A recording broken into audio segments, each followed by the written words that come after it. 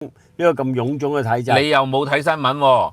啱消防局嗰個處長先至話呢：「喂，啲人話我哋打電話嚟，喂唔得閒啊，喂你有需要再打過嚟啦，喂人哋俾人火燒通頂已經危在旦夕啦，就話你有需要再打過嚟個接線生999，跟住而家呢，消防處就話而家加多30條，月尾再加多30到60條。喂，而家啲 AI 年代，而家無端端因為宏福苑加多咗60個接線生聽電話，呢啲咁啊，咪就係殺案㗎咯。即係其實我個意思話 AI 點樣可以幫我哋個體制減輕呢？一就係話有啲公務員佢一路嚟努力呢，佢自己本身或者私人亦都識得投資呢。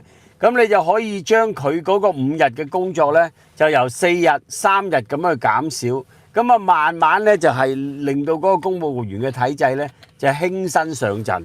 你贊唔贊成呢個咁嘅做法先？喂，你又唔係喎，你仲要就去整多60條電線嚟聽，你係咪懵㗎？19萬公務員啊，大把黃友啦。而家我哋嘅問題係咩呢？我哋嘅問題係冇一個真心有勇氣喺見到個事實，個個都指鹿為馬。喂，而家粉飾太平。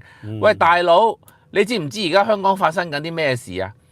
而家呢係個個呢都係喺鎂光燈嘅等一下，你見到啲立法會議員條友呢就出去剪彩啊，跟住嗰啲咩機構啊就買佢擦佢鞋啊，企 C 位啊，同佢呢就畫龍點睛啊，剪彩啊呢樣嗰樣，咁啊個個呢就俾人哋呢覺得哇係感覺高尚喎，哎呀個個都飄到咧，真係，然之後講啲政府官員，啲政府官員又係飄嘅，啲政府官員咧去到邊度巡咧，條友咧專車接送車出車入，行到個好似劉德華出場咁，活在美當燈咧，喺佢面前咧日日都阿諛奉承，讚到佢天上有地下無，個官員就以為自己做得好好啊，哇！我做得好好喎，我做得好，個咧就好似咧而家縮晒咁，以為個政府官員都做得好。